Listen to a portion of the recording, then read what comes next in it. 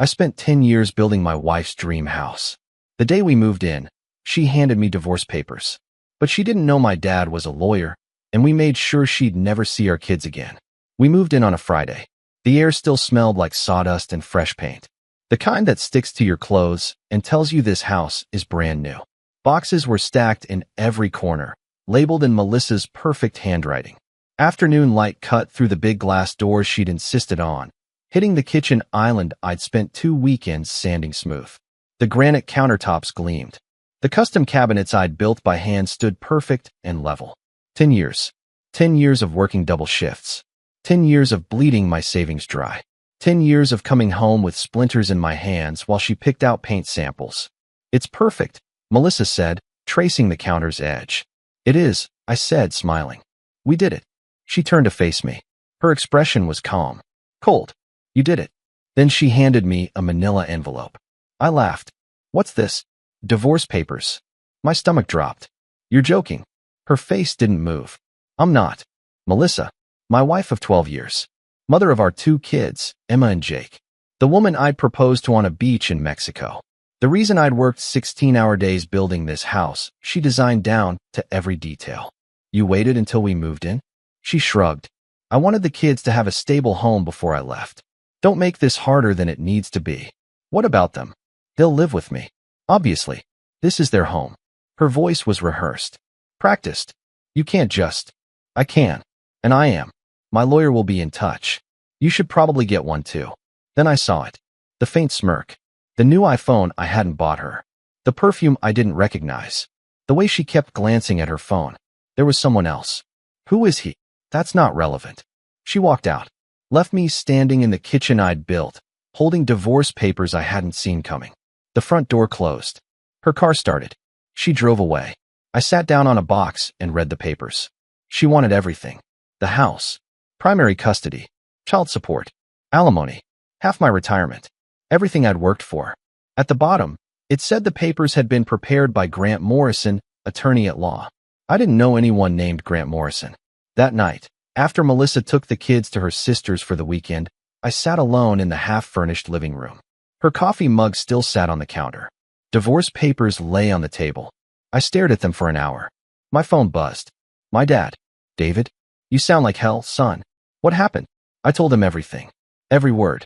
Every look. The house. The papers. The way she'd smiled when she said she deserved more. He didn't interrupt. Just listened. When I finished, he said, "Bring me the paperwork tomorrow morning." My father retired 2 years ago, but he never really stopped being sharp. 40 years as a family lawyer taught him every trick.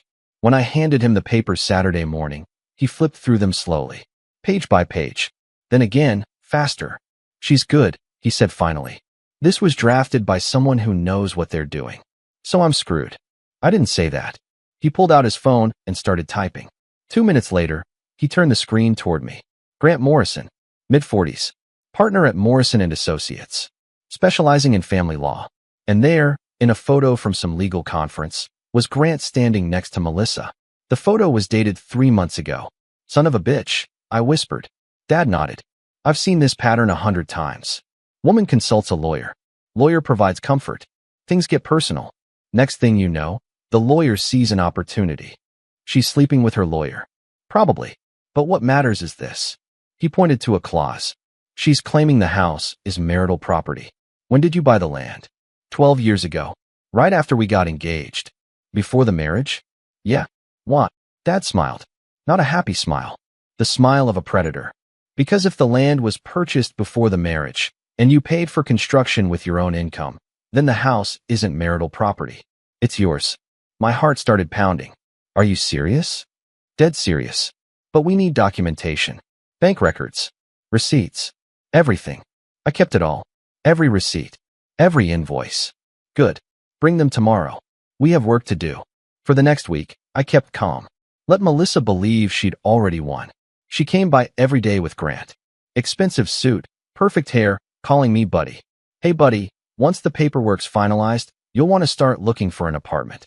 The kids need space here." Melissa stood beside him, nodding. I played along. "Of course. Whatever's best for them." Grant smiled. "Glad you're being reasonable." The moment they left, I called my dad. We spent 2 nights in his office, surrounded by documents and coffee cups. The land deed, purchased in my name only 2 months before the wedding. Melissa had never been at it. I'd asked once if she wanted to be on the paperwork. She'd waved me off. Too much legal stuff. You handle it. Bank records. Every payment for materials, contractors, permits, all from my personal account. Melissa contributed exactly $0. Emails. Dozens showing Melissa approving purchases. Use the account, babe. Whatever you need for the house. And then Dad found something else. Look at this. 2 months before filing, Melissa had withdrawn $50,000 from our joint savings. Transferred it to a private account I didn't know existed. She was planning this, Dad said quietly. For months. My hands shook. $50,000. Money for Emma's college fund. Can we use this? Absolutely. This shows premeditation. She was hiding assets. No judge will like that.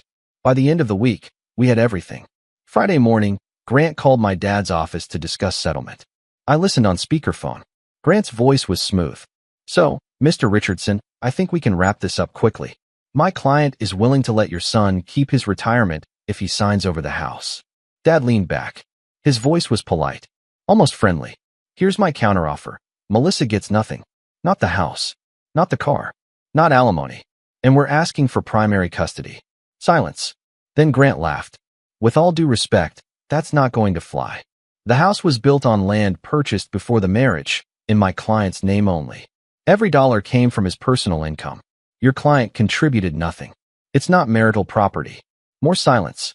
We'll let a judge decide, Grant said coldly. We will. And the judge will be interested to know your client withdrew $50,000 into a private account 2 months before filing. That's dissipation of marital assets, Grant. The line went dead. Dad smiled. Now we wait. That night, Melissa called me. You had no right to go through my accounts. You used my money, I said calmly. That gives me every right. You're not taking my kids, David. They're our kids, and the court will decide. I'm their mother, and I'm their father. The father who's been here every night while you planned your exit with your lawyer boyfriend. Silence. Then, cold. You'll regret this. No, I don't think I will. I hung up. The hearing was 2 weeks later. When we walked into the courtroom, Melissa was already there with Grant. Conservative dress, minimal makeup. The devoted mother routine. The hearing started. Grant painted Melissa as a devoted mother who just wanted stability for her children. Then my dad stood. He presented the land deed, the bank records, the emails, every piece of evidence. Your Honor, the petitioner claims this house is marital property. The evidence shows otherwise. The land was purchased before the marriage. Every dollar spent on construction came from my client's income. The petitioner contributed nothing financially. Grant tried to object. Your Honor, my client contributed in other ways. Picking out curtains isn't a financial contribution, Dad said flatly. People laughed. The judge didn't. Then Dad dropped the bomb. Furthermore, we have evidence the petitioner withdrew $50,000 into a private account 2 months before filing.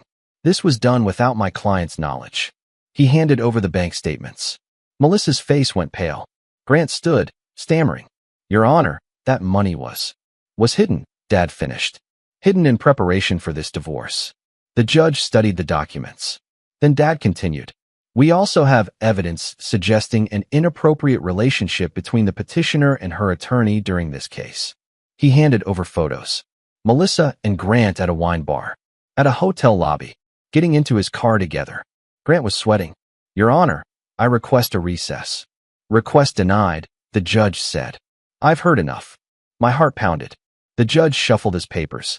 The courtroom went silent. I've seen enough. Everyone froze. He read his decision slowly. The house was built on land purchased prior to the marriage. All construction costs were paid by the petitioner from personal funds. Therefore, the house is not marital property and will remain with the petitioner. Grant's face fell. Regarding the $50,000, the court finds this to be dissipation of marital assets. The respondent will return those funds. Melissa's eyes went wide. And as for custody, the judge looked at Melissa. The court finds the respondent demonstrated a pattern of deception. Primary custody is awarded to the petitioner. Melissa's head snapped up. What? The respondent will have supervised visitation every other Saturday. She stood.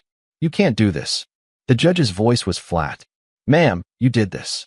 Outside, Grant tried to approach me. I walked past him without a word. Melissa stood by her car, crying into her phone, realizing she'd lost everything she thought she'd won. Dad walked beside me. How do you feel? Like I can breathe again. She'll appeal, but she won't win. And Grant's going to have ethics problems. Good.